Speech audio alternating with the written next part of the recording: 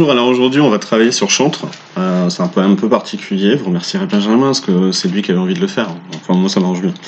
Euh, donc je vous rappelle dans cette définition, dans cette introduction, toujours la même chose. On rappelle qu'il est Apollinaire, il vient d'Italie, il est polonais à la base, ses dates de naissance, qui il a rencontré dans sa vie, Marie, Laurencin, Annie Pléden, ça c'est pour l'amour, Picasso, etc. etc.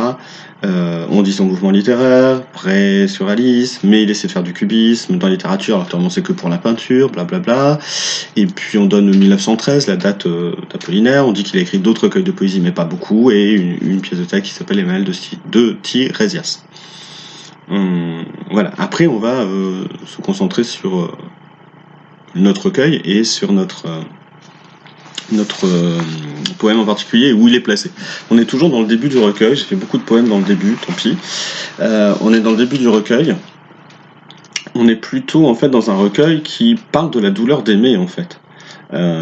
C'est quand même l'une des thématiques assez courantes dans Alcool d'Apollinaire. Pas seulement, parce qu'il y a toute une réflexion sur la poésie et l'art poétique, mais quand même, c'est la douleur de l'amour qui revient assez souvent. Donc du coup, on se dit tiens, c'est marrant que ce poème soit placé là ici. Il est placé en plus entre deux autres poèmes, plus ou moins.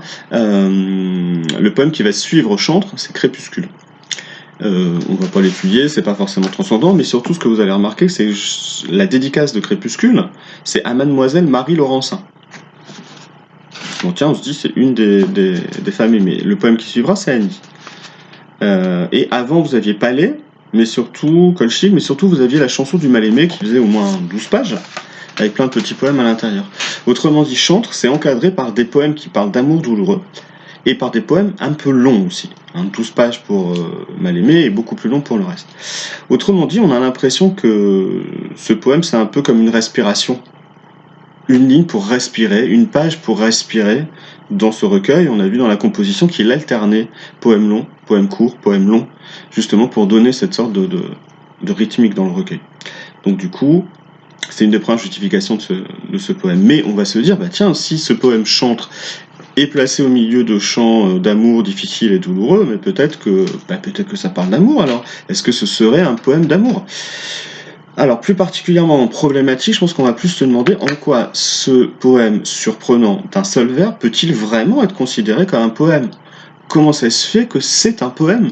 Cette chose un peu informe, inhabituelle, qu'on nous présente ici au milieu des choses.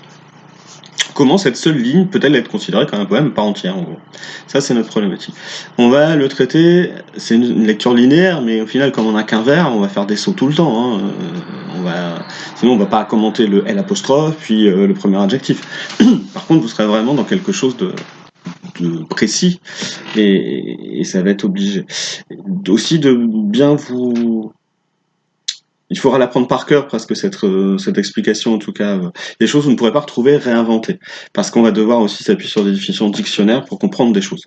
Et ça, vous n'aurez pas de dictionnaire avec vous, donc si vous ne l'avez pas appris, vous ne le saurez pas. Donc on va avoir trois parties, trois mouvements, en tout cas trois éclairages à ce poème. Le premier éclairage, c'est de se dire en gros en quoi c'est un poème à part entière, en quoi c'est l'image au final de la poésie et du poète. Dans un deuxième point, on va se dire mais au final c'est peut-être juste un chant d'amour. En quoi un vers peut être un chant d'amour et en quoi c'est particulier et original. Et enfin, en troisième point, on va se dire mais rien que dans un seul vers, Apollinaire réussit en fait à condenser toutes les thématiques de son recueil, comme si c'en était la quintessence.